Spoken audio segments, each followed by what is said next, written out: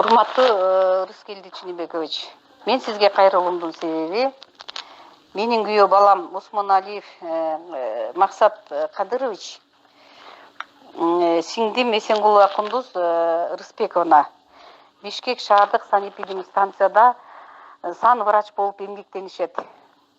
Кыргызстанда коронавирус башталгандан баштап экөө тең тынымсыз иштеп жатышты. Максат аэропортто күнү түнү келгендерди текшерип, Кундуз сиңдим болсо обработкада жүрдү.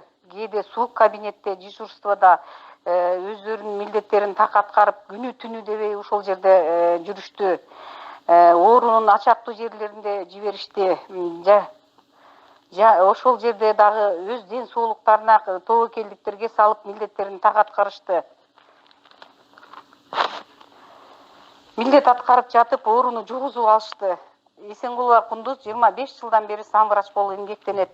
Биздин өкмөттүн шалаакылыгынан, убагында формасын бербей, врачтарга кам көрбөгөндүгүнөн, кайдыгер мамиле кылгандыгынан врачтардын баары ооруп калышты. Азыр жүздөгөн врач ооруп атат.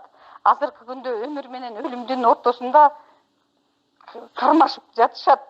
Үйүндө 3 баласы калган. Аларды ким карайт? Өкмөт тараптан жардам болгон жок. Сиздерге тезинен чара көрүп берүүңүздөрдү өтүнөм. Кече күнү депутаттар расследование кылабыз дейт.